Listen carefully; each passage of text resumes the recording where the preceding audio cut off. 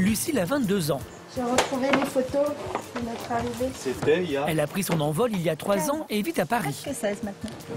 Mais plusieurs fois par mois, elle vient en Vendée rendre visite à Yolande et Jackie, ses parents adoptifs. Car la jeune femme est coréenne. Jusqu'à ses 6 ans, elle a vécu dans son pays avec sa petite sœur Clémence, de 3 ans sa cadette, jusqu'au jour où sa vie a basculé. Ça vient de la poupée de chiffon. Premier Noël. Voilà, J'étais triste de quand langue même. c'est commune. les Quoi. photos de la maison. Bah oui, mais bon, c'était aussi l'inconnu. Hein. Ouais, À l'époque, Lucille s'appelait Eilim. Ses parents se disputent puis se séparent. La mère célibataire prend alors une décision terrible, abandonner ses 2 petites filles dans un orphelinat d'adoption. 6 mois plus tard, Lucille et sa sœur arrivent en France. C'était il y a 16 ans, mais la douleur de l'abandon est encore très vive.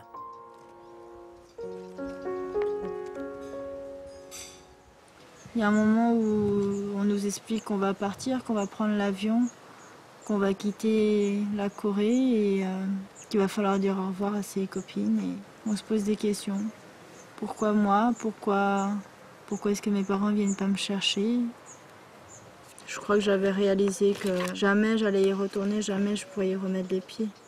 Mais vous étiez avec des photos au départ, voilà, donc... des photos, des lettres. Je pense pas qu'il y ait d'adoption idéale. C'est toujours quelque chose qui commence dans la douleur. Donc pour les enfants, c'est toujours un déchirement, Voilà. je pense, à n'importe quel âge. Une blessure que Lucille pense au quotidien. La jeune femme a en effet choisi de consacrer sa vie aux enfants en devenant assistante maternelle. Une manière de leur donner l'amour qu'elle n'a pas reçu. Si sa petite sœur n'est pas prête à affronter son passé, elle a besoin de savoir. Aujourd'hui, je suis très heureuse, oui. Retrouver son passé, pour beaucoup, peut-être que c'est pas d'une grande importance, mais pour construire mon avenir, j'ai besoin de connaître mon passé. J'ai besoin de retrouver mes racines, j'ai besoin des réponses pour avancer davantage dans la vie. Pour envisager son avenir, Lucille doit faire la lumière sur son passé. Pour l'y aider, Yolande l'emmène sur les traces de ses premiers souvenirs en France, dans la cour de son école primaire. Ta classe c'était là. Tu t'es assise là. Tu as observé. Et après, ouf, c'était parti. J'ai joué. C'était très grand. Il y avait beaucoup d'enfants blancs. Lucille a dû s'adapter très vite à son pays d'accueil. Nouveau visage, nouvelle langue et nouveau prénom. Comment vous avez choisi mon prénom, Lucille? Bah, avec papa, on a dit nos prénoms préférés. Et puis voilà, bah, je crois bien qu'il y avait Lucille dans les 2 listes.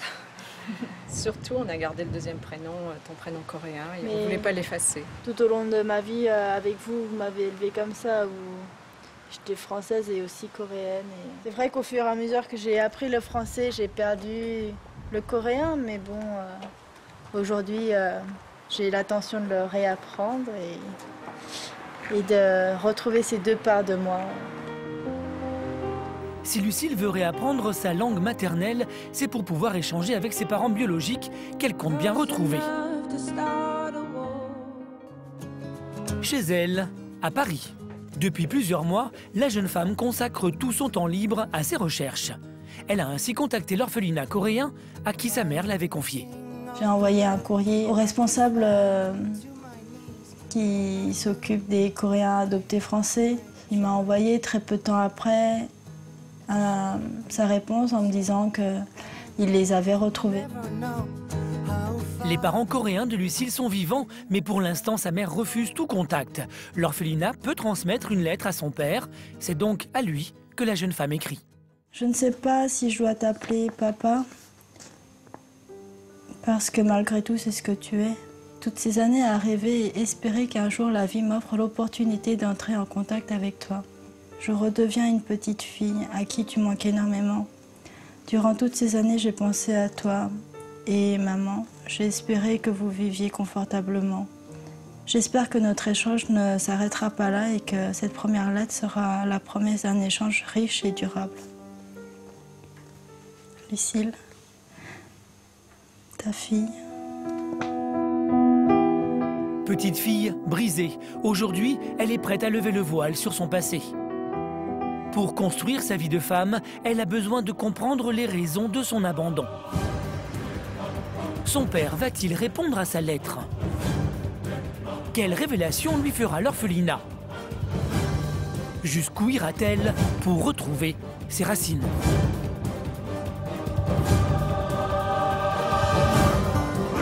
Aujourd'hui, je suis ni contente ni triste. Comme tout, j'ai un petit peu peur qu'il se passe un petit quelque chose qui me déplaise.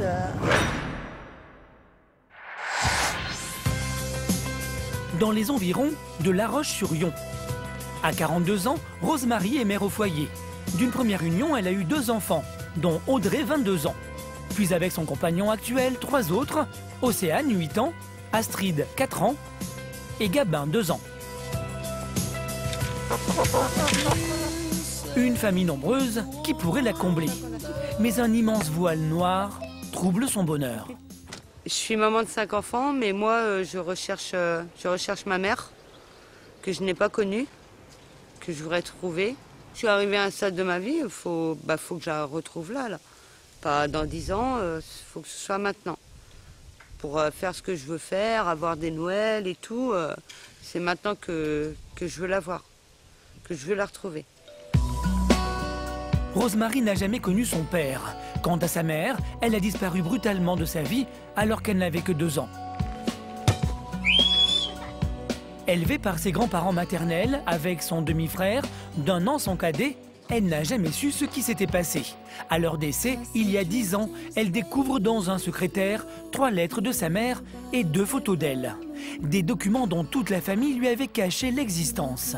Mais qu'aujourd'hui, elle veut montrer à sa fille, désormais en âge de la soutenir. Alors ça, c'est une photo de ma maman. C'est ma mère, le 25 décembre 1966. Donc elle a 17 ans. Là, donc ici. C'est une habitude que j'ai prise, j'ai toujours les photos sur moi. J'ai toujours les photos dans mon sac, tout le temps. Les lettres, je les ai toujours dans mon sac. Mais c'est de 75. Ces bouts de papier, Rosemarie les conserve comme un trésor.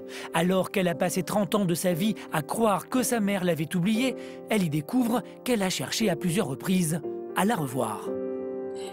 Je n'aurai jamais abandonné mes enfants, que j'aime plus que tout.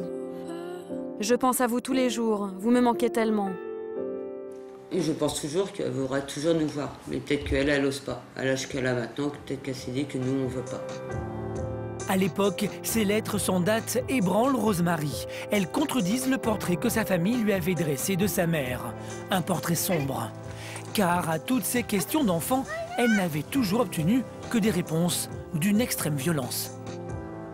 Quand j'étais petite, on me disait toujours tu seras comme ta mère, tu seras une pute. Quand je suis allée à l'école, je marquais ça, quoi. Profession de la mère, je marquais pute. Et c'est vrai que c'était dur au début. Rosemarie, sa mère et sa fille, 3 générations de femmes séparées du même nombre d'années, 20 ans. À 42 ans, Rosemarie a le sentiment qu'il est temps pour elle de se confronter à son histoire. Un besoin de vérité qui repose sur un espoir. Je pense qu'elle veut me voir aussi, mais peut-être qu'elle n'ose pas. Peut-être qu'elle n'ose pas faire les recherches. Mais non, je pense pas qu'elle veut pas... Moi, je pense qu'elle veut me voir. Rosemarie est déterminée à mener l'enquête et faire toute la lumière sur les raisons qui l'ont privée de sa mère. Comment va-t-elle s'y prendre pour retrouver sa trace? Quel secret de famille se cache derrière sa disparition? Mais surtout, est-elle encore en vie? Pour moi, je suis sûre qu'elle n'est pas décédée. Je ressens en moi. Oh, mais je ne désespère pas.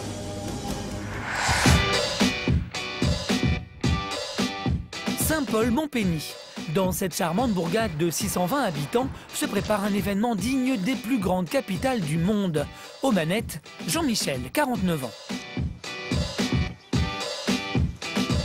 C'est le compte à rebours de la cousinade. Nous sommes à 10 jours des grandes festivités donc où 5000 personnes vont être réunies.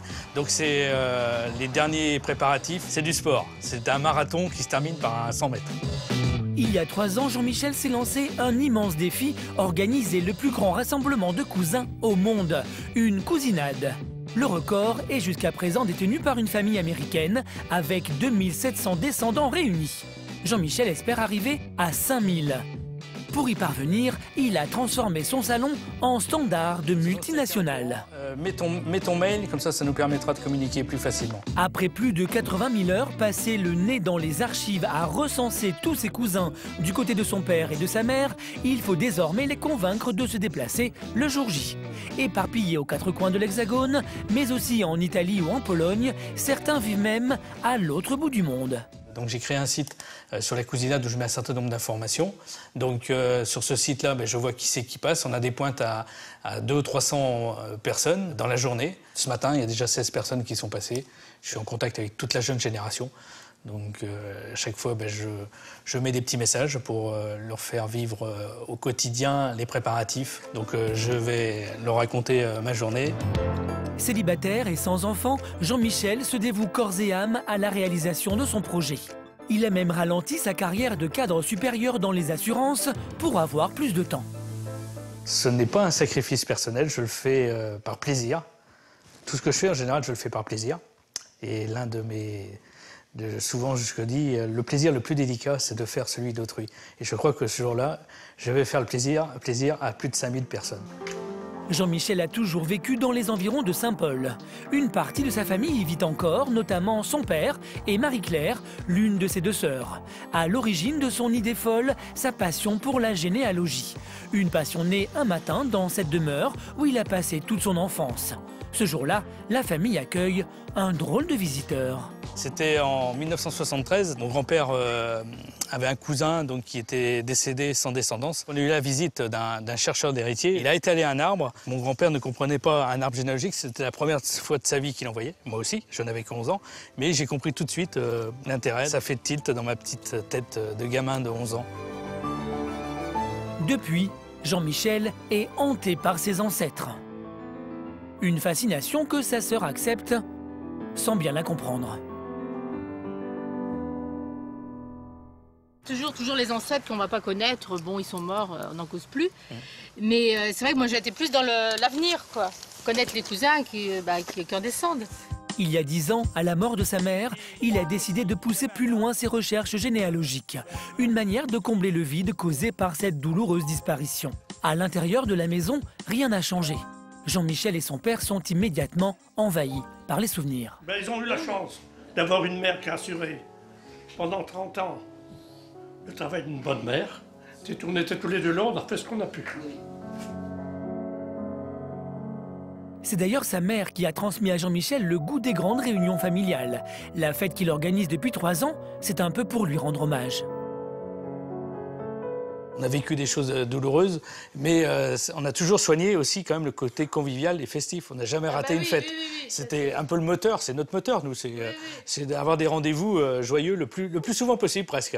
T'es un peu, tu vois, dans le grand, quoi. C'est toujours un peu l'extraordinaire, mais sans m'as-tu vu, quoi. C'est pas ça. Parce que t'aimes bien que tout le monde soit heureux. C'est ça, le truc, c'est tu te lances dans une aventure et puis tu vas au bout, quoi. C'est ça qui est bien, quoi. Une aventure dont l'aboutissement est proche. Salut les stars. Salut les stars. On va regarder un petit peu les barnums, on va pouvoir les mettre pour surtout voir pour l'électricité où on s'installe. Dans 10 jours, ce champ de 3 hectares devrait accueillir 5000 personnes. Cette fête Jean-Michel la rêve gigantesque. Feux d'artifice, scène musicale, banquet géant. Avec l'aide de quelques cousins voisins, il doit tout organiser. Le plan d'attaque semble sous contrôle, à un détail près. Donc là, on a notre podium, la scène, 200 mètres carrés. La messe aura lieu ici, à partir du podium. Mais le seul point noir, c'est la météo. Cousinade pluvieuse, cousinade heureuse. Mais on va essayer de ne pas inventer ce dicton. Réunir des milliers de descendants, le rêve fou d'un homme qui, paradoxalement, n'a jamais fondé sa propre famille. Je suis donc célibataire et quelque part c'est mon héritage que je transmets. Et cet héritage, je le dois à mes aïeux, à mes parents, mes grands-parents et jusqu'à notre souche. Et je le transmets à toute ma famille. C'est un peu ce que je vous lègue à l'ensemble de mes cousins et j'espère que ça fera beaucoup de bonheur dans les yeux des cousins. Jean-Michel est confiant, pourtant la tâche est immense. Battra-t-il le record du monde du plus grand rassemblement familial? Comment va-t-il s'organiser pour accueillir ces milliers de cousins? La démesure de ses ambitions ne risque-t-elle pas de compromettre la fête? Pour que ce soit la plus belle fête du monde, n'est-ce pas?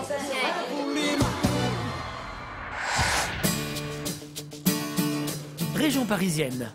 Véronique, 42 ans, est comptable.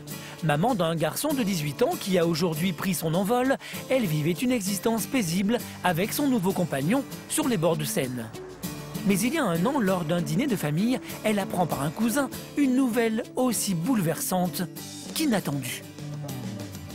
J'ai appris que j'avais une sœur du côté de ma mère lors d'une discussion familiale. Et depuis ce jour-là, je suis à la recherche du passé de ma mère et du passé de ma sœur et de mon passé par la même occasion. Une demi-sœur cachée. Un secret que Lydie, sa mère, morte quand elle avait 6 ans, a emporté dans sa tombe. Car dans la famille de Véronique, on parle peu. Lors de ce dîner, elle apprend une autre nouvelle. Sa demi-sœur aurait rendu visite à une amie de la famille à Chavaux, en plein cœur de la Marne, pour tenter de la retrouver il y a 10 ans. Une visite dont personne n'avait jamais pris la peine de lui parler.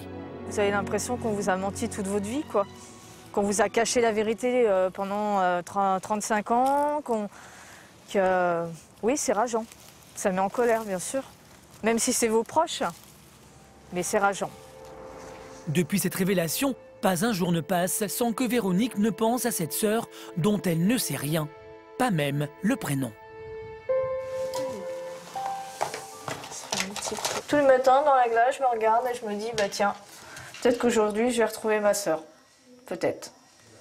On est le fruit de notre maman, quoi. Donc, ouais, c'est vachement important, je trouve. Ouais.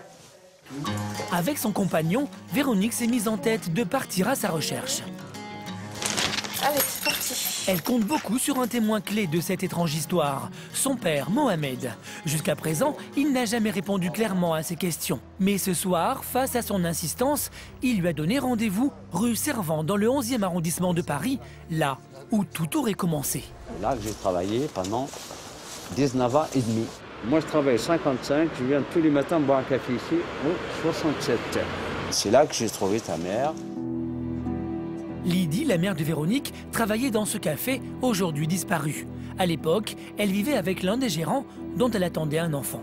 Elle était enceinte à l'époque. Tu l'as connue enceinte? Je l'ai connue enceinte, voilà. Quand elle était là au café? Ah oui, quand elle était enceinte, là, ouais. Et après, bon, une fois qu'il a accouché, après ça a commencé les problèmes. Juste après son accouchement, Lydie entame une liaison avec Mohamed. Le père de la petite fille aurait alors obligé la jeune maman à choisir entre son enfant et son nouvel amant. Elle aurait choisi l'amour. Sans arrêt, je lui demandais, la fille, il est où? Il est où? Oh, il n'est pas là, il n'est pas là, il n'est pas là. Moi, la fille, hein, moi, ta soeur, je l'ai vue que 2 fois. Mais tu te souviens pas de son prénom? Ah, je me souviens plus, franchement, je me souviens plus du tout. Je l'ai vue 2 fois en tout pour tout. D'accord. Et ma mère, elle te parlait jamais de la petite, C'est moi qui lui parlais. C'est moi qui parlais à ta mère. Je dis, la petite, il est où? Explique-moi, il est où? Mohamed raconte qu'il a déposé Lydie plusieurs fois porte d'Aubervilliers où elle avait rendez-vous avec le père de sa fille pour la voir quelques heures. Et puis un jour, plus rien. Mais de toute façon, le papa, il est incapable de s'en occuper. Qu'est-ce qui va s'en occuper de ta soeur? Et après, au plus tard, j'ai appris ta soeur, elle est partie, elle a été placée à la DAS. Voilà. La fillette, alors âgée de moins de 2 ans, aurait été placée par son père. Lydie aurait tenté de la retrouver en vain. 3 ans plus tard, elle donnait naissance à Véronique.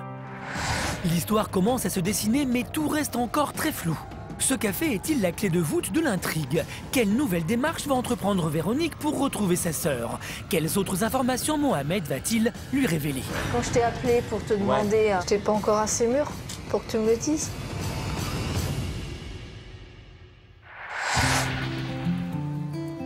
Paris. Lucille souhaite reprendre contact avec ses parents coréens qui l'ont abandonnée avec sa sœur cadette lorsqu'elle avait 6 ans. Il y a 1 mois, les responsables de son orphelinat d'adoption lui ont appris qu'ils avaient retrouvé son père. Elle lui a alors adressé une lettre. La réponse ne s'est pas fait attendre. À mes filles qui me manquent, que je veux voir, que j'aime. Elim et Hansol, combien j'ai voulu voir et prononcer ces noms Quand j'ai reçu la nouvelle, j'étais tellement contente que je ne savais pas si c'était un rêve ou une réalité. Après cela, j'ai beaucoup pleuré et j'ai prié pour que l'on se rencontre à nouveau. Je suis tellement contente que je ne sais quoi dire. Elim, porte-toi bien jusqu'à la prochaine fois que nous nous contactions. Ne pleure pas et occupe-toi bien de ta sœur. Je vous aime. À mes filles, papa. En même temps que la lettre, Lucille a reçu des photos. 16 ans après son abandon, elle redécouvre le visage de son père. Finalement, je le trouve assez bel homme en fait. On a un peu les mêmes yeux, un peu la même forme de visage. J'avais des souvenirs de la Corée, des moments passés avec eux, mais pas le visage en fait. J'avais effacé son visage. Juste après ça, je lui ai dit que je viendrais en Corée et qu'on essaierait de se rencontrer. J'espère beaucoup de cette rencontre. Un périple qu'elle va entreprendre seule dans quelques jours. Mais avant de partir, elle tient absolument à se rendre en Vendée, dire au revoir à Jackie et Yolande, ses parents d'adoption. Comment tu vas? Bien. Tous deux appréhendent un peu les retrouvailles entre Lucille et son père biologique. Et qu'est-ce que tu aimerais lui demander?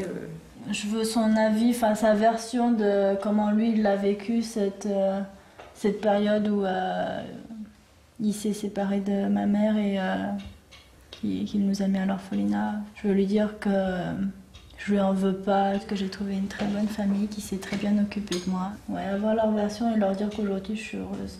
Les parents adoptifs de Lucille n'ont pas tenté de la dissuader d'entreprendre ce voyage. Ils savent que son bonheur est à ce prix. Il n'y a pas eu trop de surprises, quoi. On était prêts, on l'avait bien mûri. Et on savait qu'un jour ou l'autre, elles pourraient être amenées à rechercher leurs origines, mais ce qui est très légitime. Hein. L'heure des adieux a sonné. Il est temps pour les parents de faire leur dernière recommandation. La rencontre avec ton père, ça risque d'être un moment fort. Donc, je crois que tu t'es préparé à cette chose-là. Maintenant, oui. Bon, je suis prête. Je pense que nous, on peut que t'encourager à continuer. Et puis, évidemment, il faudra le digérer, quoi. Ça, oui, ce sera l'après, oui, le retour à la vie française. Tu sais bien que ce n'est qu'un au revoir. Allez, bon voyage. Merci. Hein, et on pensera à toi. Forte de l'affection des siens, Lucille part découvrir son passé. Ce voyage en Corée va-t-il raviver des souvenirs douloureux? Comment va-t-elle réagir au moment de revoir son père? Plus les heures approchent, plus j'ai l'impression de devenir une petite fille en fait. De redevenir cette petite fille qui a pris l'avion et qui est arrivée en France. Ces retrouvailles seront-elles à la hauteur de ses espérances?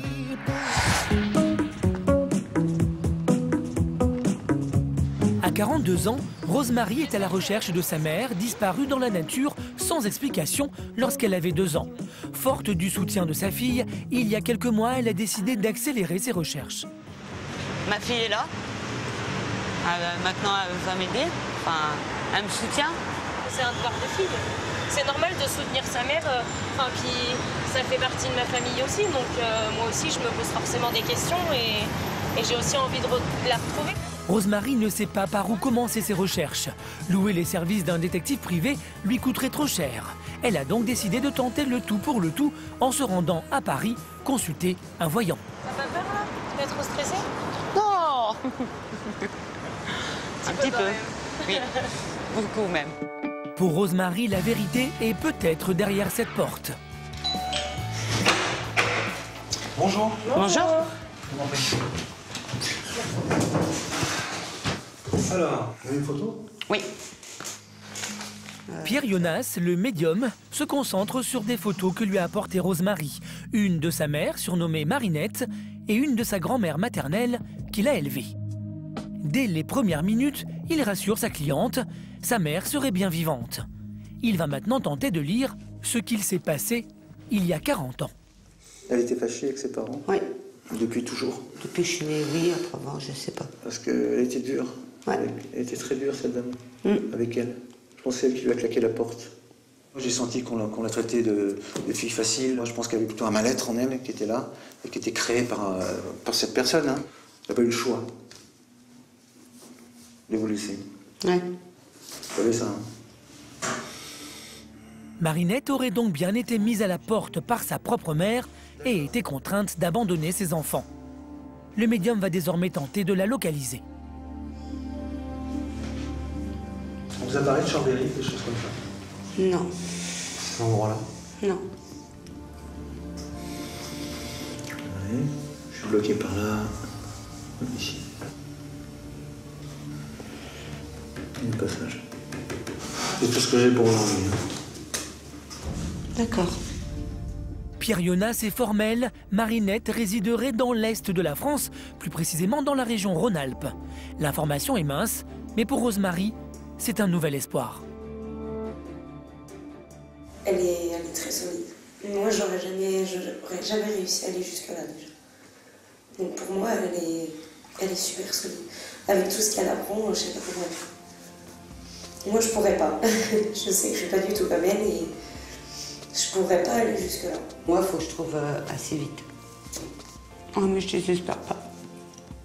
Le conseil, c'est d'être à fond dans l'amour vis-à-vis de sa mère, peu importe qui elle est, et de faire les choses par amour, et non pas par vengeance et par haine. Parce que je sens de la colère chez elle, je sens de la haine, je sens des choses comme ça, hein, vis-à-vis de sa grand-mère, sa famille. Il faut qu'elle écarte un petit peu ce sentiment-là pour rester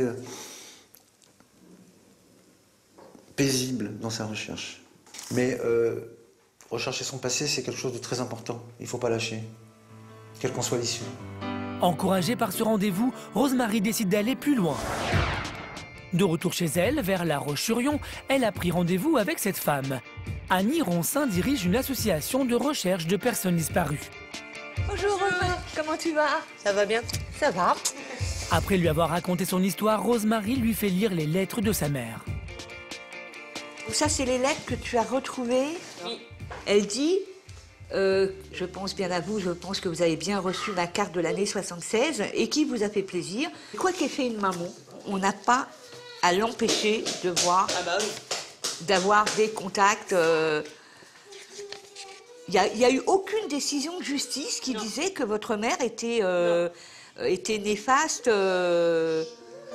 pour vous, hein. Pourtant, les grands-parents de Rosemarie, qui l'ont élevée, ont tout fait pour que sa mère ne puisse pas la revoir. Ils m'ont pas protégée avant, ils m'ont rien dit, ils m'ont caché plein de choses, ils savaient des choses. Non, puis t'es arrivé peut-être à un âge où, de toute façon, tu as besoin de savoir, tu as besoin de découvrir ta maman. Je veux savoir la vérité, je veux savoir pourquoi, je veux savoir pourquoi on m'a caché des choses. Il y a urgence, ouais. Parce qu'elle a 62 ans, 63 bientôt. J'en ai 42. 43 bientôt aussi. On a juste 20 ans d'écart et après, on ne sait pas ce qui peut arriver dans la vie. Forte de son savoir-faire et des indices du médium, Annie va maintenant se lancer dans un travail de fourmi. Grâce à ses réseaux, elle espère localiser rapidement Marinette. Habite-t-elle bien la région Rhône-Alpes? Que va découvrir Annie au cours de ses recherches? Rosemarie est-elle prête à entendre toute la vérité? Au revoir. Au revoir. Je ne pas. En Vendée, Jean-Michel, célibataire quadragénaire, passionné de généalogie, est dans les starting blocks. Dans 2 jours se tiendra la fête qu'il organise depuis bientôt 3 ans, la plus grande réunion familiale du monde.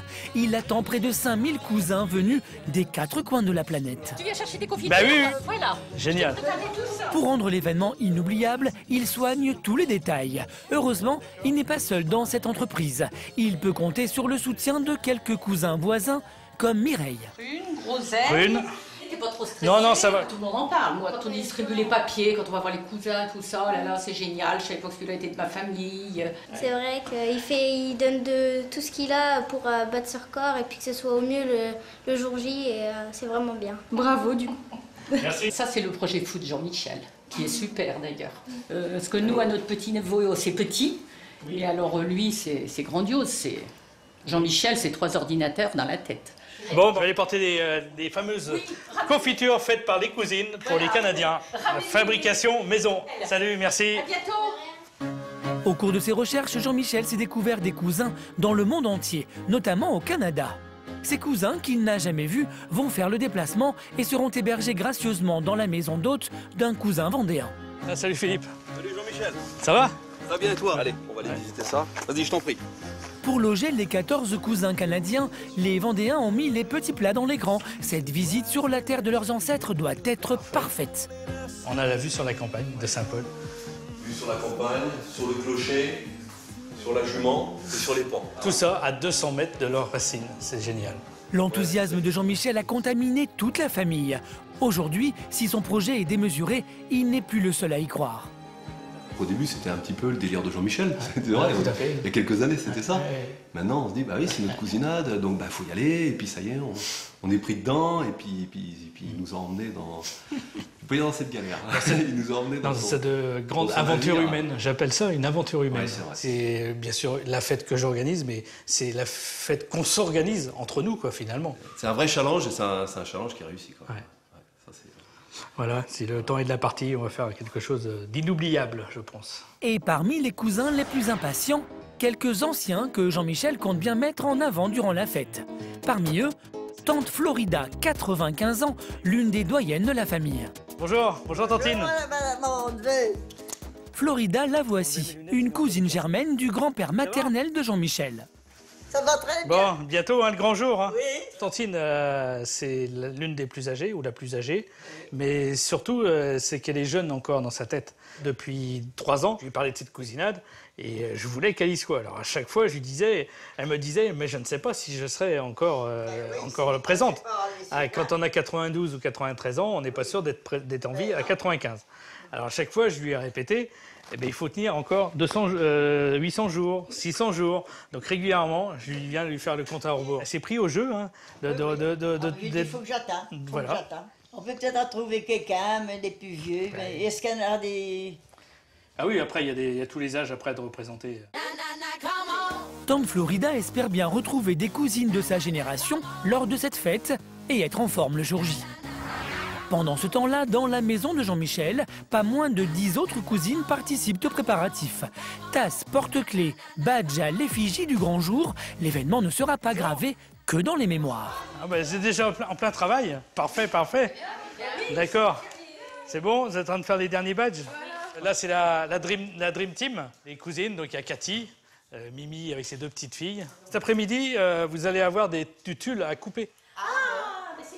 Les tulles, c'est pour le flash mob, comme ça, tous ceux qui danseront, mais s'équiperont de chacun de tulles, pour donner un peu de couleur dans les mouvements. Jean-Michel a prévu de nombreuses surprises pour rythmer son rassemblement. Parmi elles, un flash mob, une animation chorégraphique qui devrait fédérer les plus jeunes. Pour animer les répétitions, sa petite cousine, Élise, 12 ans.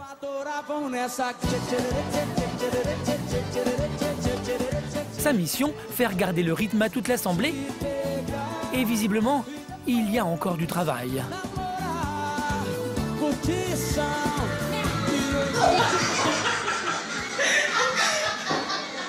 Vous répétez matin, midi et soir. D'accord? Des petites devoirs de vacances sympas.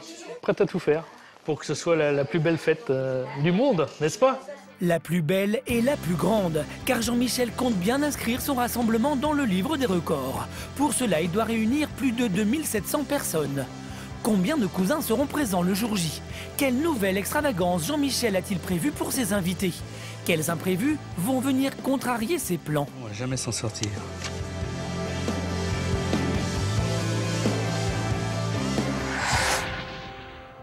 Région parisienne. Il y a 1 an, Véronique a appris qu'elle avait une demi-sœur. Un secret que Lydie, leur mère, morte quand elle avait 6 ans, a emporté dans sa tombe. Pour la retrouver et comprendre son histoire, elle ne dispose que de très peu d'éléments. À mon amour de petit cœur que j'aime pour la vie. Je suppose que c'est ça. Cette demi-sœur, sa mère l'a conçue avec l'un des gérants d'un café où elle travaillait. Lorsqu'elle rencontre le père de Véronique, son premier compagnon ne lui laisse pas le choix. Si elle le quitte, il garde l'enfant. Lydie aurait choisi l'amour. Aujourd'hui, devant les photos de sa mère, Véronique tente de comprendre cette décision. Je pense qu'elle avait trouvé son équilibre à ce moment-là. Donc je pense que quelque part, pour elle, elle avait peut-être occulté, son passé. Et elle s'est peut-être dit, bon, ben, je redémarre sur une nouvelle histoire. Peut-être au fond d'elle, sans oublier les siens. Mais pendant que sa mère filait le parfait amour, son ex-compagnon plaçait leur fille à la DAS. Aujourd'hui, pour retrouver sa sœur, Véronique n'a pas d'autre choix que de jouer les détectives. Au programme de sa journée, placarder des avis de recherche dans l'arrondissement du fameux café. Appel à témoins, particulier recherche le nom du café, situé au 67 rue de Servan, Paris 11e, dans la période 64-66. Avoir le nom du café, ça nous permettrait de retrouver le propriétaire de ce café et donc remonter la filière pour essayer de retrouver donc le nom du papa de ma sœur.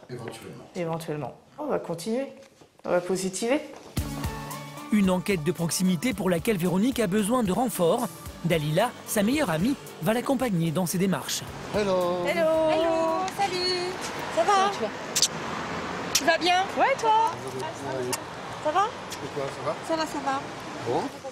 Donc dans un premier temps, ce qu'on va faire, c'est qu'on va aller se balader dans la rue Servan. On va placarder quelques affiches dans les commerçants. Et puis, si toutefois on peut rentrer dans le hall au 67, oui, là, peut-être déposer des petits papiers dans les boîtes aux lettres. Ouais, ça serait pas mal, ça. C'est parti. Allez, c'est parti. Alors, on va le mettre là. Les enquêtrices improvisées comptent aussi sur la bonne volonté des commerçants.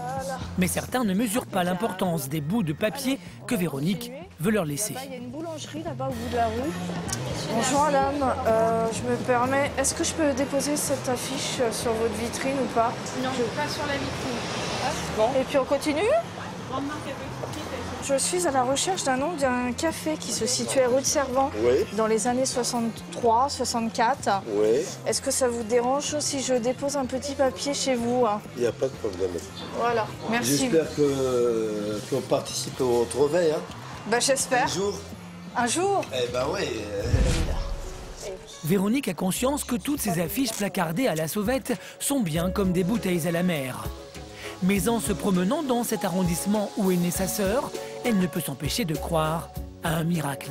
Quand tu croises des femmes qui pourraient avoir l'âge de ta sœur, tu ne te poses pas la question Ah si, je me pose la question. Je me dis, je me demande, tiens, peut-être que c'est elle, peut-être qu'elle connaît ma sœur, qu'elle habite dans les parages, que c'est ma sœur ou qu'elle connaît ma sœur. Si, je me pose la question, bien sûr.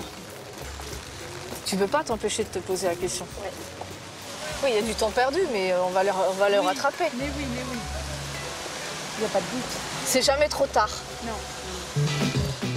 Depuis qu'elle a appris l'existence de sa sœur il y a 1 an, la vie de Véronique tourne autour de sa recherche. Ces démarches donneront-elles des résultats? Qui va lui apporter les informations déterminantes qui lui manquent?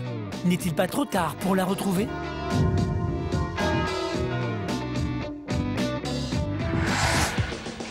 Séoul, en Corée. Lucille vient de parcourir 10 000 km pour retrouver son père biologique. Abandonnée à l'âge de 6 ans, c'est la première fois qu'elle retourne dans son pays d'origine. Dès le lendemain de son arrivée, elle est prise en charge par Philippe, un adopté franco-coréen comme elle. C'est lui qui va l'accompagner durant tout son séjour.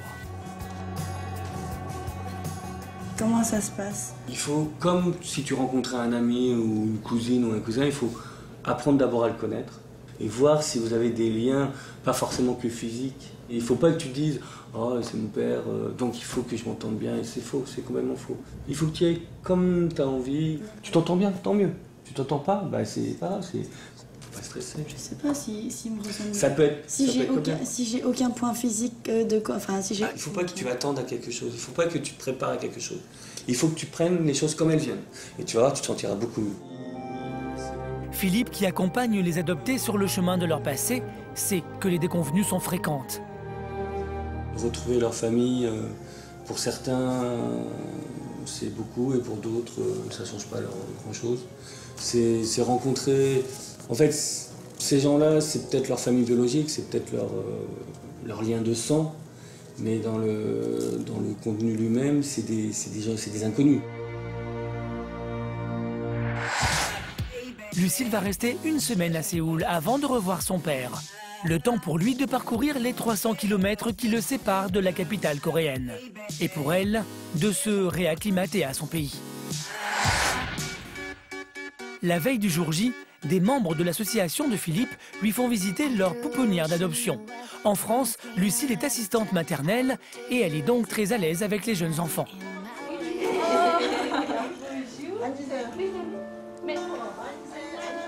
Mais au milieu des orphelins qui, comme elle, il y a 15 ans, attendent une famille adoptive, rapidement l'émotion l'envahit.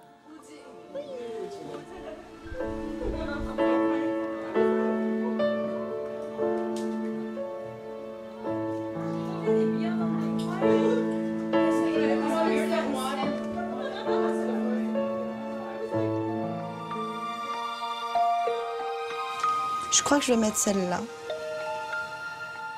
Le soir venu, dans sa chambre d'hôtel, la jeune femme se prépare pour la rencontre de sa vie. Elle espère ne pas déplaire à ce père de sang, cet étranger qu'elle aime déjà. J'attends pas de lui qui me dise viens habiter en Corée, on va rattraper les 15 ans passés. Non, c'est pas ça que je veux. De le voir, de l'entendre, je pense que ça sera déjà énorme pour la journée. Avant, j'avais l'impression d'être, je sais pas, un petit peu adulte. Et là, plus les heures approchent, plus j'ai l'impression de devenir une petite fille, en fait. De redevenir cette petite fille qui a pris l'avion et qui est arrivée en France. Les 24 heures qui séparent encore Lucille de son père seront sûrement les plus longues de sa vie. Comment vont se passer ces retrouvailles qu'elle attend depuis 15 ans? Son père va-t-il lui expliquer les raisons de son abandon? Cette rencontre va-t-elle, comme elle l'espère, lui permettre de se réconcilier avec son passé? C'est bon? Oui. Allez, viens. À 42 ans, Rosemary recherche sa mère qu'elle n'a pas revue depuis 40 ans. Pour la retrouver, elle a fait appel à une spécialiste des personnes disparues. En attendant de ses nouvelles, elle a décidé de mener sa propre enquête. Forte du soutien de sa fille, Audrey, elle a décidé de se rendre dans sa ville natale, en région parisienne. Elle veut questionner les voisins de l'immeuble dans lequel elle a grandi pour obtenir des indices. Je recherche ma mère. Et ça fait 20 ans que je la cherche et... C'est quoi son prénom? Marinette. Marinette. Si après ton prénom. Viens 2 minutes, s'il te plaît. Marinette. C'est sa fille. Bonjour. Pourquoi vous la cherchez? C'est ma mère que je recherche. Marinette. Il y a madame, il habite à la piscine. Oui, c'est un cousin. T'es allé voir? Ah, peut-être que... C'est peut-être de la famille, hein, je sais pas. Bah désolé si on n'a pas plus de nouvelles. Hein. Merci beaucoup. De son côté, en faisant le tour des commerçants voisins, Audrey a peut-être trouvé une piste. Je viens d'aller au bistrot qui est à côté de Clé-Souis et j'ai retrouvé le numéro d'un de tes oncles. Donc le patron me l'a donné, donc on a son numéro de portable, donc tu peux le contacter. Génial. La boule au ventre, Rosemary s'empresse de composer le numéro. Le numéro demandé, il n'est pas attribué. C'est pas le bon numéro. Il a plus celui-là. Rosemary n'a obtenu aucune piste concrète. C'est le cœur lourd qu'elle va rentrer chez elle en Vendée. Mais un mois plus tard, coup de théâtre. Les démarches de la spécialiste ont enfin abouti. Elle a réussi à localiser sa mère et même obtenu un numéro de téléphone. Dans un quart d'heure, c'est au dodo. Demain, il y a de l'école. Hein. Ce numéro est le sésame que Rosemary attend depuis 40 ans. Elle n'a aucune idée de la manière dont sa mère va lui répondre. Toute la journée, elle s'y est préparée. Mais à quelques minutes de passer ce coup de fil crucial, les doutes la submergent. Je sais pas ce que je vais dire. J'ai aucune idée de ce que je vais dire au téléphone. Bah, j'essaie tantôt de savoir ce que j'allais dire, comment j'allais... comment je vais l'appeler déjà. Si je dis Marinette ou maman ou... Je sais pas. C'est peut-être soit ça va sortir tout seul, je dirais maman, ou je dirais directement Marinette. C'est le mot qui sortira tout seul. Mais elle ne me connaît pas, comme moi je la connais pas, donc... Je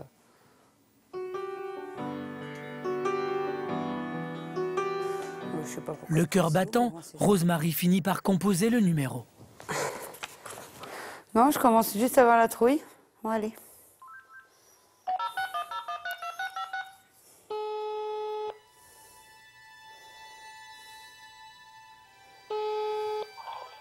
Oui. Allô? Oui, bonsoir, je suis bien chez Marinette? Oui, c'est moi. Oui, je suis Rosemary. Pardon? Je suis Rosemary. Ah, je vois très bien. Votre fille. Je me rappelle comment j'étais quand j'étais petite, quand j'étais bébé, et après j'en ai appris, je suis partie. Ça a été dur, mais bon, je suis fait. Et maintenant, on peut se voir ou pas? Alors donc pas cette semaine, mais la semaine prochaine. D'accord, donc j'appellerai la semaine prochaine. Est-ce le choc de la nouvelle ou la distance imposée par une vie de souffrance? La femme au téléphone semble bien froide. Pourtant, elle accepte une rencontre. Rosemary est décontenancée. D'accord. Je vous embrasse. Au revoir. Au revoir. J'irai pas. Enfin, goûte, je sais pas si ça lui fait plaisir.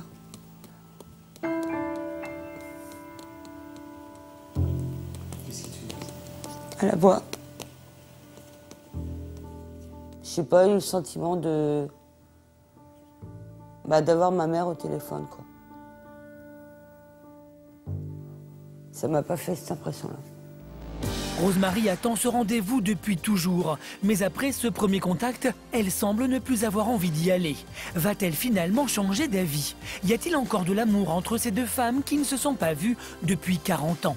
Vont-elles pouvoir tisser une vraie relation mère-fille malgré les blessures du passé? Les retrouvailles, ça se construit.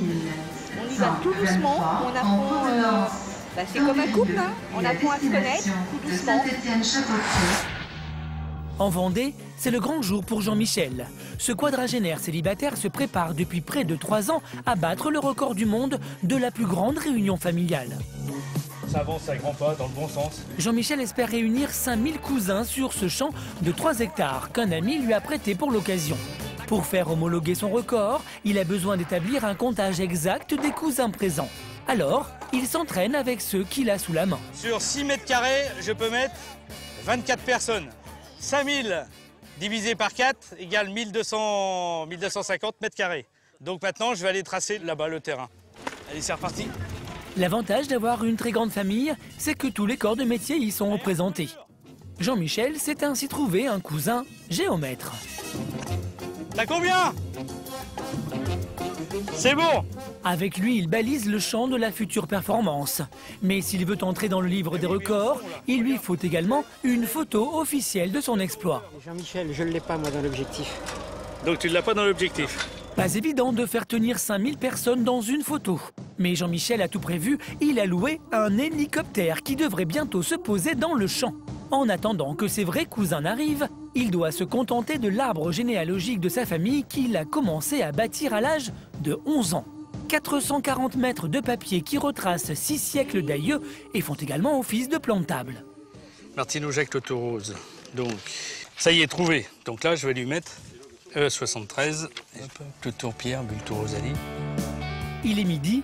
Les cousins commencent à arriver par grappes. Une marée humaine provenant des 4 coins du monde qui envahit le champ et le cœur de Jean-Michel. Elle a trouvé un bon Ouais. Félicitations. Félicitations, Salut. Jean-Michel. Eh ben oui, mais j'ai plein de choses à gérer encore. Putain, c'est impressionnant. Tous sont venus comme prévu avec leur glacière remplie de victuailles. Les festivités commencent enfin. Les animations prévues par Jean-Michel s'enchaînent.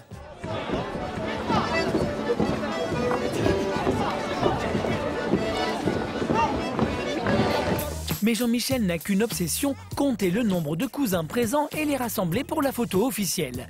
Mais il a beaucoup plu la veille et l'hélicoptère qui doit survoler la fête dans quelques heures pour homologuer son record risque de ne pas pouvoir se poser. Panique à bord. Non mais je m'arrête pas. Hein. Salut. J'ai un souci de champ pour l'hélicoptère, parce que là, il aime pas trop. Là. On l'avait prévu juste derrière. Ouais. Tu connais les champs qu'il y a autour qu'on pourrait... Encore une fois, la famille de Jean-Michel va venir à son secours. Un cousin qui habite dans le coin va lui trouver un terrain de remplacement. Il faudrait peut-être que j'aille le voir avant. Les champs? Ouais. Et un grand soulagement, il suffit juste de confirmer avec le pilote quand même, c'est lui qui décide. Mais je pense que ça va lui convenir et on va passer à la suite. Et la suite des événements s'annonce rock'n'roll. Quels autres imprévus va devoir gérer Jean-Michel? Accaparé par l'organisation, profitera-t-il pleinement du jour le plus important de sa vie? Bon, le temps est incertain. J'ai ensuite des problèmes de coordination entre l'hélicoptère et la mise en place du feu d'artifice. Allez, avancez, avancez! Ses cousins seront-ils suffisamment nombreux pour lui permettre d'entrer dans le livre des records? Région parisienne. Véronique recherche toujours activement sa demi-sœur dont elle a appris l'existence il y a seulement un an. L'unique information dont elle dispose est l'adresse du café dont le père de cette sœur était le gérant et qui n'existe plus aujourd'hui. Pour en retrouver le nom, elle avait placardé le quartier d'affichettes, espérant réveiller les souvenirs des habitants. En vain. Ils ont retiré l'affiche. Il ne reste plus que le scotch. Et puis là-bas aussi, c'est pareil. Aujourd'hui, on s'est aperçu que toutes les affiches que nous avons déposées ont été retirées. C'est dommage. C'est dommage. Parce qu'on a tout fait, on a démarché beaucoup de monde, beaucoup d'associations et tout, et qu'aujourd'hui ça n'a rien donné. Donc, Pour retrouver le nom du café et donc de son propriétaire, elle a décidé de changer de tactique. On va aller aux archives de Paris, consulter tout ce qui est passe blanche, fichiers commerciaux pour le 67 rue de Servan et tout ce qui est bottin. Voilà, pour essayer de retrouver le fameux propriétaire de ce café. Voilà. C'est du boulot, hein? Plein de boulot, mais c'est passionnant! Pendant 2 heures, elle va éplucher les archives. Mais cette fois, ses efforts vont porter leurs fruits. La seule info qu'on a pu avoir, c'est qu'éventuellement le nom du café s'appellerait Sergi. Ce nom est une première victoire après des mois de recherche. Mais Véronique ne sait pas comment exploiter cette piste. Alors, pour mener l'enquête, elle va faire appel à un détective privé. Il va peut-être pouvoir nous aiguiller sur d'autres pistes qu'on n'a pas exploitées jusqu'à maintenant. Pas, oui, exactement. Donc on n'a pas su. On n'a peut-être pas su fouiner au bon endroit. Le lendemain, elle lui a fixé rendez-vous à proximité du fameux café. Quel moyen j'aurais aujourd'hui de récupérer le nom de ma sœur? On n'a pas d'adresse. On n'a pas de nom. On n'a pas de prénom. Non. Il reste à partir du lieu de travail de l'époque. Oui. Bon, vous n'avez pas non plus le nom de la personne qui tenait le café. Tout à fait. D'accord? Donc, par définition, il faut rechercher la personne qui était propriétaire des murs, qui donnera peut-être l'information, à savoir celui qui tenait le café. Et à ce moment-là, on peut peut-être effectivement faire une recherche à partir de là. Les secrets de famille sont les affaires les plus délicates à dénouer. Tout repose désormais sur les épaules de Claude, le détective privé. Je suis positive. Du fait que j'ai rencontré Claude aujourd'hui, ça m'a redonné espoir dans mon histoire. J'espère qu'on va pouvoir explorer d'autres pistes. Je suis un peu plus motivée là que tout à l'heure. Claude va faire jouer ses réseaux pour trouver la piste du propriétaire du café, mais il sait que ses recherches seront longues. Combien de temps encore Véronique gardera-t-elle espoir? À quelle ultime tentative pour retrouver sa sœur va-t-elle avoir recours? Cela fait désormais 6 jours que Lucille est à Séoul, en Corée. Dans quelques heures, elle va enfin rencontrer son père, qui l'a abandonnée, elle et sa petite sœur, lorsqu'elle avait 6 ans. Une rencontre qui va changer sa vie pour toujours, quelle qu'en soit l'issue. Pour la détendre, l'association qui a organisé les retrouvailles lui a offert un atelier de calligraphie. C'est l'apprentissage de la culture, de ma culture. Jamais je me dirais que j'ai envie de tourner la page en me disant que la Corée c'est mon passé et que la France c'est mon présent, c'est... non. Lucille a complètement oublié le coréen, sa langue maternelle. Comme une enfant, elle le réapprend en commençant par écrire son nom. Tout un symbole. Je te suis. Quoi? Écris Jean-Rémy en coréen et en anglais en dessous.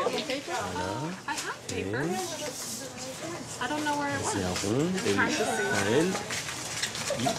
Et un grand M, fais un grand M. Voilà. Le voyage me donne envie de revenir, d'apprendre la langue, d'apprendre la culture et d'y vivre quelque temps. Peut-être pas toute ma vie, mais au moins quelque temps pour me réhabituer. Lucille se prend au jeu. Néanmoins, malgré les recommandations de Philippe, son accompagnateur, elle ne peut s'empêcher de penser au père qu'elle va bientôt découvrir. C'est vrai que de savoir c'est bien, mais ça ne changera pas ta vie. Au contraire, ça peut que... Oui, mais de le savoir, c'est bien. Savoir quoi? Qu'est-ce que tu veux savoir? Savoir. Je sais C'est pas. ça le truc, hein. C'est ce que tu veux Quoi. savoir. Non, je veux juste mettre un visage sur celui qui m'a... Bon, ça, tu l'auras. Mais je sais pas, les traits des yeux, le même nez ou... Je sais pas, les mêmes oreilles, ou quelque chose comme ça. Voilà. Donc après, c'est fini? Oui. Plus besoin de parler de ton passé? Non. Bah, c'est bien, alors. Donc t'as un but, c'est bien. C'est ce qu'il faut. Hein. Dernier moment de détente. Mais déjà pour Lucille, il est temps de regagner le siège de l'association. Je peux laisser mon sac là? Non, je l'emmène. Son père est arrivé et l'attend derrière cette porte, comme le veut le protocole. Le cœur de la jeune femme bat à tout rompre. Les quelques minutes qui la séparent de cet homme dont elle espère tant lui paraissent interminables. C'est bon? Oui. Allez, viens. Enfin, la porte s'ouvre. Alors ça, c'est ton oncle, ta tante et ton père. Pour se donner du courage, le père est venu avec son frère et sa sœur. Après 16 ans sans nouvelles, père et fille se retrouvent enfin.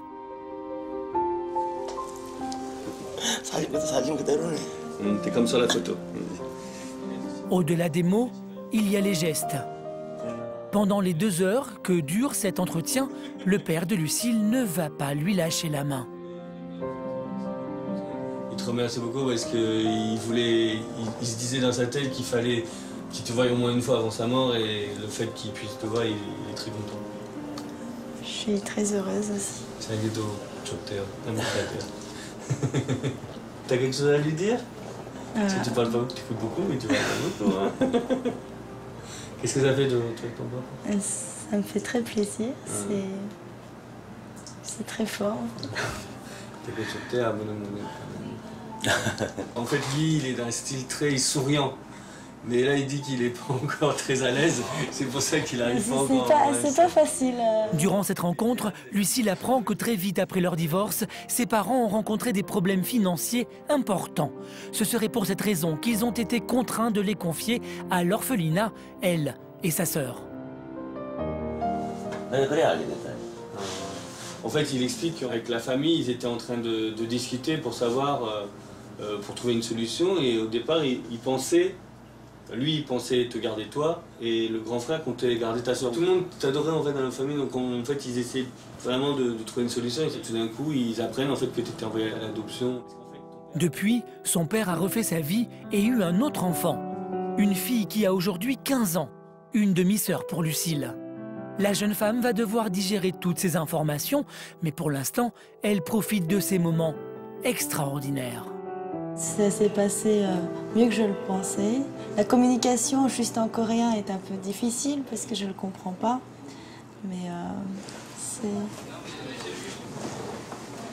ça fait bizarre et là on se sent vraiment coréenne en fait. Il n'y a pas de mots pour le décrire, c'est à vivre. Et cette rencontre n'est qu'un début. Père et fille vont passer 2 jours ensemble dans la capitale coréenne.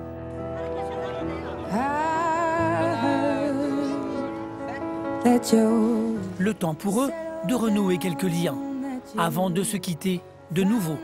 Mais cette fois, heureux et plein d'espoir. c'est pas une réconciliation totale parce que je n'ai vu que mon père, ma tante et un de mes oncles. Mais c'est des pièces retrouvées de ma vie et ça compte quand même. Il manque ma mère, mais ça sera quand elle sera prête. Mais aujourd'hui, je me satisfais de tout ce que j'ai pu avoir. Et voilà, je me dis pas j'aurais pu avoir ça ou ça. Je suis très satisfaite que ça se soit passé ainsi. De retour en France, Lucille a souhaité revoir les images des retrouvailles avec son père. Un mois après cette rencontre décisive, elle réalise la portée de cet instant. J'ai rien, je disais rien. On dirait que je suis toute timide et tout avec mon papa. C'est allé tellement vite en fait. Je me disais que la main que j'avais dans ma main, c'était sa main et je pouvais plus parler à ce moment-là. Je vivais, j'étais hors de mon corps, je sais pas.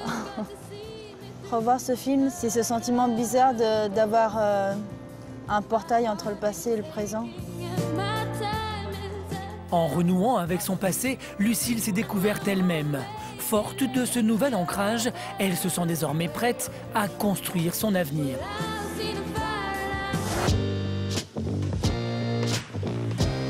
Alors ça, c'est une photo de ma maman. C'est ma mère.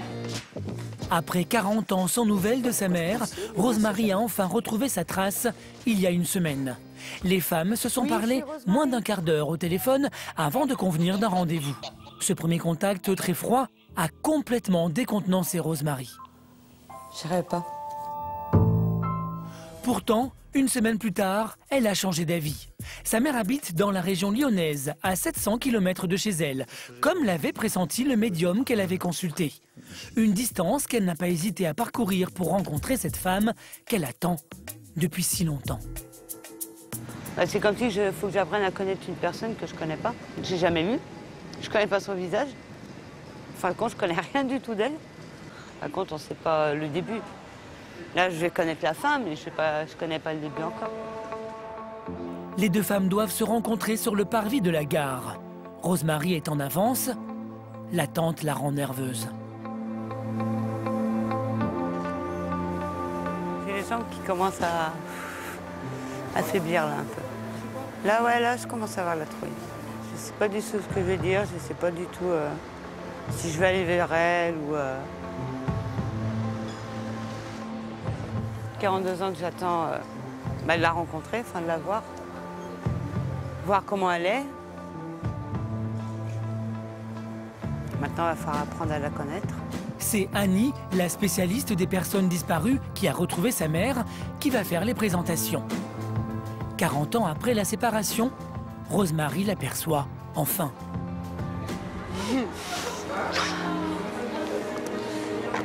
Rosemarie. Un choc. Ça fait un choc.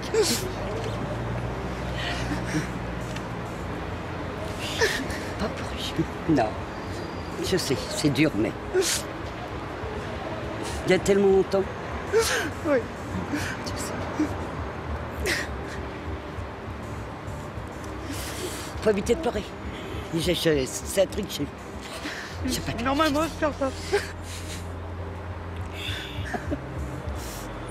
Ça va? Ça va? Oui. Je suis contente. Moi aussi. C'est dur, dur. Ouais. C'est très dur. J'appelle toujours mon petit bébé. Et j'appelle toujours mon petit bébé. Ça fait tellement d'années. Ouais. Je sais. Ça fait plaisir. Et là maintenant, je l'ai en vrai. On va le temps, on se reverra plus souvent. J'espère. Oui. Ouais. On y va. Les deux femmes se découvrent. Elles ont tout à apprendre l'une de l'autre. Marinette, qui vit aujourd'hui seule, n'a jamais eu d'autres enfants. Mais en plus de retrouver sa fille aujourd'hui, elle va aussi apprendre qu'elle est grand-mère. Ah bah quand ils vont voir, ils vont être contents.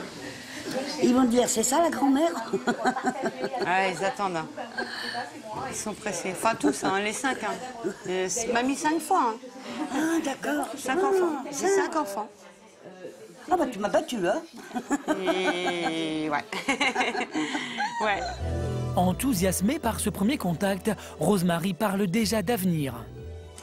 Tu fais quoi pour Noël? Eh ben, pour Noël, oh, ben, je sais pas encore. Je sais pas encore. Bah, je te dis. Tu viens pour Noël. Ouais. D'accord. Même une semaine, 2 semaines. Elle vient comme ça. Oui, super. Comme ça, je vais l'envoyer. Ah bah voilà. Les sentiments se mélangent, Marinette est un peu perdue. Ouais. Pour elle, il est encore trop tôt pour parler du passé. Maman, quelle question que je peux pas te poser maintenant et auquel il faut que je te laisse du temps? Après, je pourrais te parler de ton père, hein, de dire comment qu'il était et... Hein. Mais faut attendre un petit peu. Ouais. Hein, d'accord? Oui, oui. Voilà. Tu vas attendre. Et puis après... Oui, hein, ouais, je sais. Voilà. Et puis après, ben... on verra. Hein. Oui, je comprends. Voilà. Je vais attendre. Hein, oui. Maintenant, j'ai quelques années devant moi, donc... Oui. Ben, moi, j'espère aussi. Pas encore. trop longtemps non plus, mais oui, oui. Rosemary et sa mère vont avoir besoin de temps pour s'apprivoiser. Mais elles sont désormais sûres d'une chose, plus personne ne les séparera. Jamais. En Vendée, il y a 3 ans, Jean-Michel s'est lancé le défi d'organiser le plus grand rassemblement de cousins jamais réalisé au monde. Dans moins d'1 heure, il saura s'il a atteint son objectif. En attendant, les animations qu'il a prévues pour cette journée exceptionnelle battent leur plein.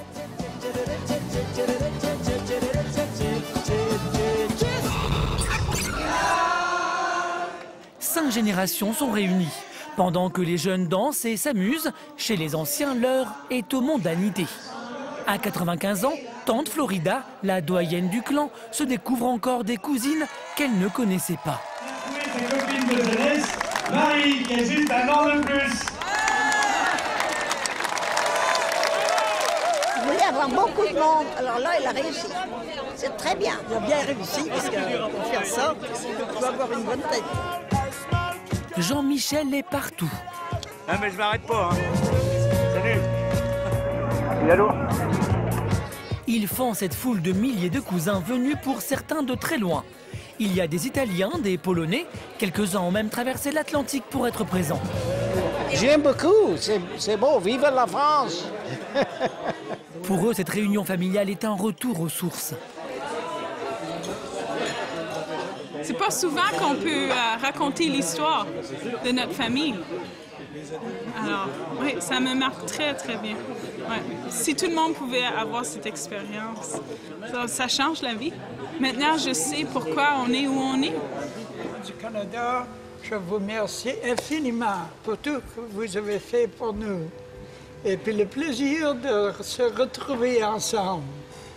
C'était vraiment quelque chose d'émotionnel. Hein?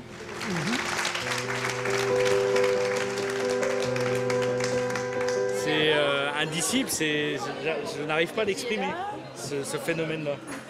C'est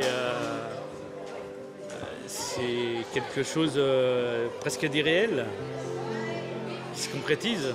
Quand je vois les gens autour de moi, comment ils éprouvent autant de plaisir, c'est bien que j'ai contribué à cela. Donc c'est ça mon moteur, quelque part. Jean-Michel est gagné par l'émotion. Mais pour lui, pas le temps de souffler. Pour officialiser son record, il a loué les services d'un pilote d'hélicoptère qui est déjà en approche. Il a en effet besoin d'une photo aérienne de son rassemblement pour officialiser son record. Je vous invite tous à rejoindre le site de la photo.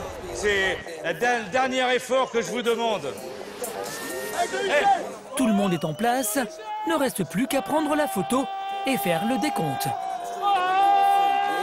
Pari réussi, la photo atteste de la présence de 5200 cousins. C'est super impressionnant, c'est vraiment la conclusion ou l'apothéose de mes recherches. Des heures de travail, ça fait chaud au cœur. Eu já lavei o meu carro, regulei o som. Sous les tentes dressées, l'immense famille de Jean-Michel porte un toast en son honneur. Il est parvenu à mobiliser tout son clan et réaliser ainsi un de ses rêves. Le super organisateur savoure enfin le bonheur qu'il a créé. C'est prenant, c'est émouvant. Quelque part, oui, je suis un peu la star de la journée. Ça ne me déplaît pas d'avoir un peu de célébrité, au moins une journée dans ma vie.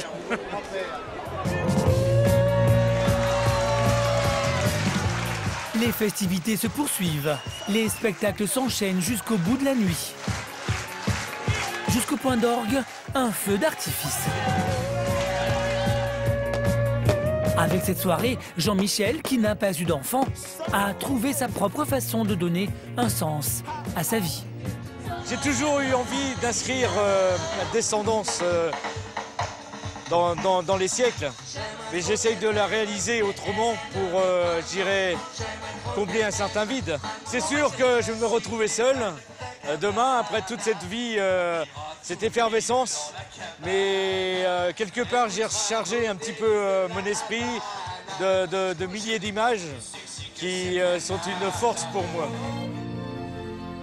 Une énergie nouvelle qu'il n'est pas seul à ressentir. Cette fête a permis à tous ses cousins de tisser des liens concrets qui n'existaient jusqu'alors que sur le papier.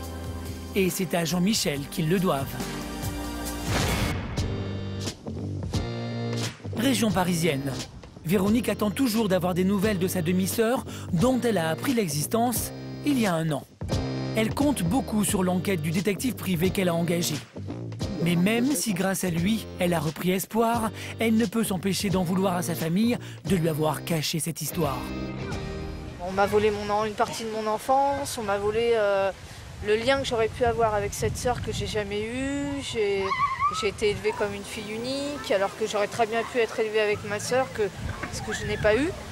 Et maintenant, je veux finir, continuer vers le futur avec ma sœur.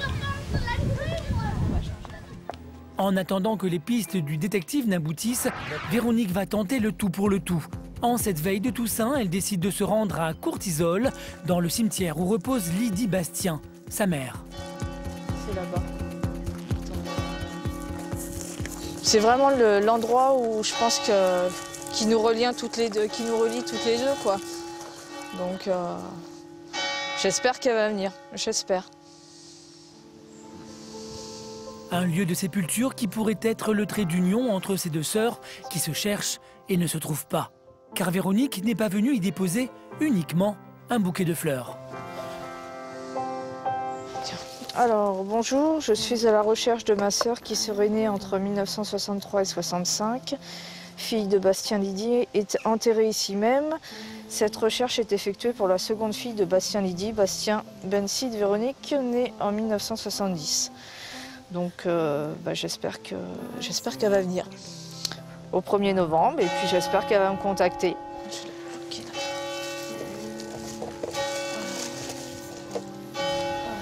C'est un message d'espoir.